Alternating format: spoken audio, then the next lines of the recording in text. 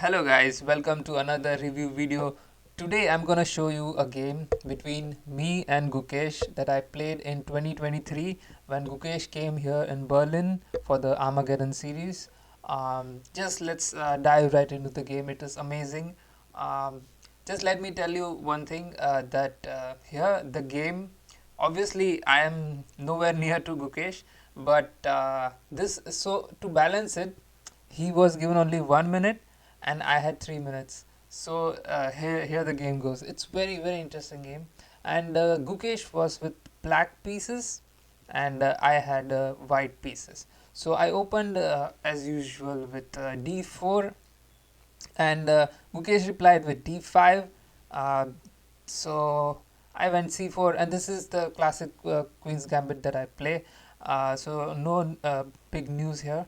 But then Gukesh came up with c6, and I played c into d5. Now this is something that I don't do very early into the game, but then I was like, you know what? Any opportunity I get, I'm just gonna exchange pieces, exchange pawns, and bring it to the most basic part of chess where you don't have much activity going on. So I was just wondering that, you know what? Even if I get a pawn, I'll just exchange it. Normally I don't. I either play my knight to c3 or knight f3. But here I thought, you know what, let's just take those pawns, and I took cd5, and then I go with knight c3, my normal development, and Gukesh goes with knight c6. I go with knight f3, and we have knight f6. So now it's mostly, four knights are on the board, and you don't have much things going around. So the next move,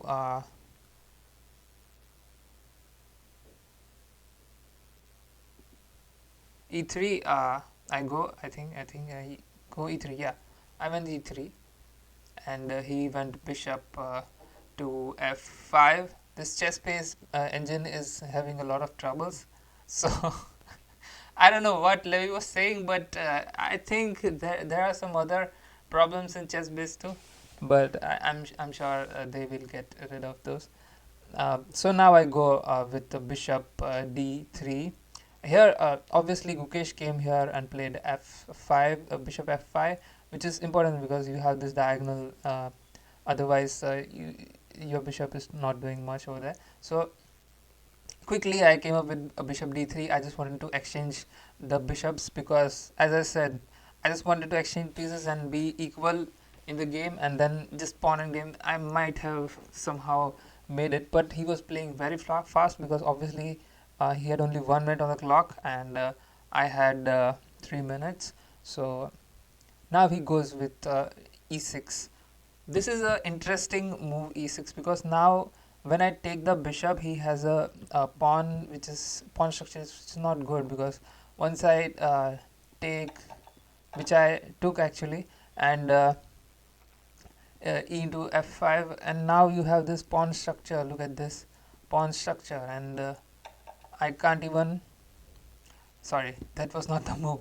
I'm trying to build some notations, but okay, maybe we are new to this chess based software, so let's see, because otherwise I used the Fritz and Ripka and all. But now the next move was castles. Obviously I castle because I wanted to make my king safe, and I was like, if he has only 1 minute, I'll make it very difficult for him to reach to my king. So obviously castling was the move that I went with. But now bishop comes to d6, and bishop d6 only sees over this line on h2, but nothing else is accomplished, because now he's just developing his pieces, and I go here with my queen, which I generally do in my games. If you know, queen b3, attacking this pawn here on b7, but obviously it can be covered very easily. So now queen comes to d7. Again, if it was a amateur player, he would have played like queen to c7, but this is the world champion Gukesh. He played queen d7, and I'll tell you why this move was very important. uh, so next, I just played my king here because what I was thinking was, I don't want to give him any initiative, and also making the moves faster would actually be important. And again, this knight was coming here on g4 and attacking this pawn, so maybe I thought I go here and then push this pawn later g6, g3, which would be even further stonewalling my castling and my defense. So I go to h1, king h1, and now bishop goes back, attacking from far end, which is very good strategy always. Maybe he thought he would develop his pawns on this side and then free his rook, but this certainly made this rook a bit inactive. But let's see what happens next. And now I thought, you know what, obviously I'm gonna go for equalizing. Here I went with knight e5, thinking of exchanging this other knight. uh, my basic thinking was, get the pieces out of the board. Even if I'm a pawn down, doesn't matter.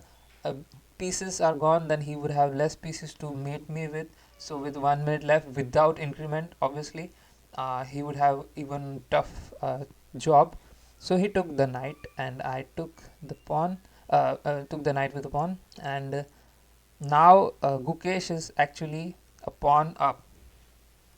So now I thought, obviously, come on, I'm not gonna win this, but let me try to claim this pawn back now. Because this d5 pawn is very isolated, I thought maybe I can recapture it, and that's what I did. I played rook to d1, threatening this pawn here on d5, and now there is no way he can defend it, because there is no other piece who can defend it unless he tries to come here with his rook, which can be very committal move. And anyways, so he did not go with rook d7, d8, sorry, because what I was thinking was, maybe I take with my knight, in case, sorry, what if rook comes here, and now I just play this something like this and try to block his piece. And now it's more like, it's very complicated right now for black. So maybe he thought that was not the right move to play, and also maybe this pawn was a bit weaker. b7, if the queen had to move, this was under attack. So he just went with, let's go the main line, which is he castled, and now I take the pawn with queen, and now he takes the knight. Sorry, I take the pawn with the knight, and the knight captures knight. Again, here I was thinking all about equalizing, so I just took with the queen, thinking that I'll get an exchange, but he obviously will not. So he goes here. Again, here the thing is, I'm threatening this bishop, as well as this pawn, attacking it through this. So bishop can't move. If bishop can't move to d6, like obviously it can't. Bishop can't move here or something. Both were threatened. Here I'm not able to mark those things or make arrows, but I'll maybe do fix that in the next videos. But you can see this pawn is a bit attacked through this file, and the queen is also attacked. So he had to place the queen in a right position, protecting this bishop, and somehow looking after this pawn as well, and as well as protecting this pawn. So the queen had to take a lot of responsibility, and Gukesh placed the most right move in this position, which was queen to d7. Now queen d7 protects everything and takes care of everything. Here I should have played some normal move like queen to f3, attacking this, and maybe he could have just gone here and then maybe attack with this rook, and we would have amazing game. But instead, this guy who's in front of your screen just played this blunderous move, queen to d7. Now here I thought, like in real life when you are playing, this was an in-person match on the clock, 1 minute versus 3 minutes. Obviously he was down to around 30 seconds. He was around 34 seconds when he won, I guess.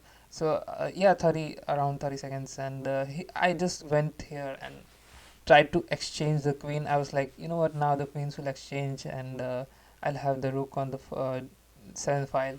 But I forgot about this move. Rook to d8. Guys, queen sacrifice here.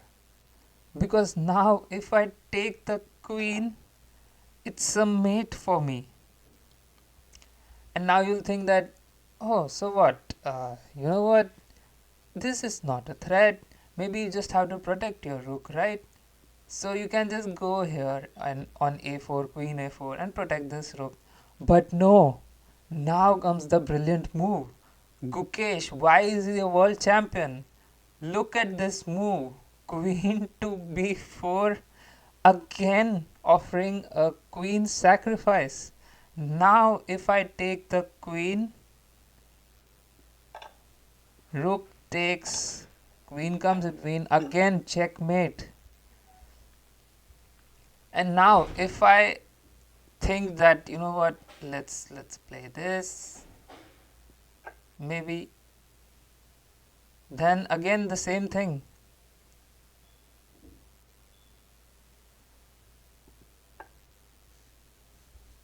Sorry. Rook takes, cancel. Okay, yeah, now if I think that I should play my queen here, I think there was a move.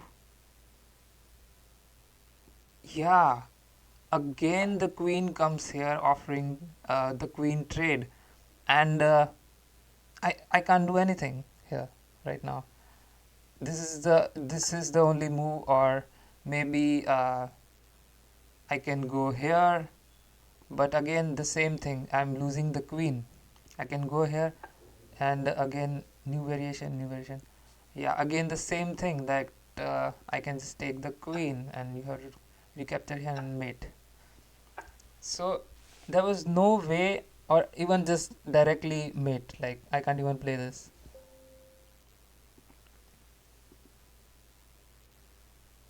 So guys, what a move here.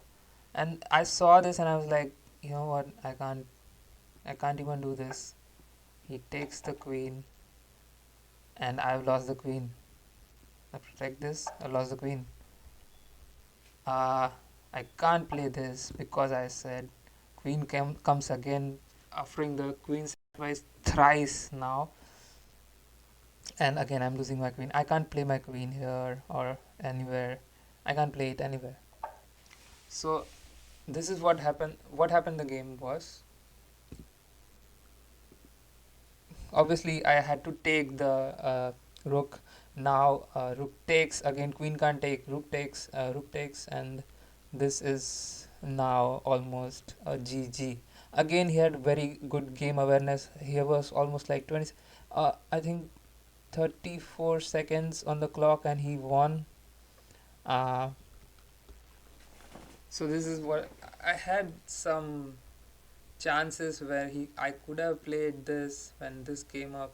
I could have played this and still try to get him low on time. But again, come on, who am I kidding? With just 26 seconds, he defeated me. And this is Gukesh, world champion, guys. This is the reason why he is amazing chess player. He has that uh, natural instinct of just playing those right moves. Doesn't even care about it, his pieces. He's very game aware about things. He spots this, blunders by his opponents. If a normal person would not even think of this, right? Because your queen is going, and once you play this, even then you're like, what? You have say normal people to think that. But now again, this move is amazing, right?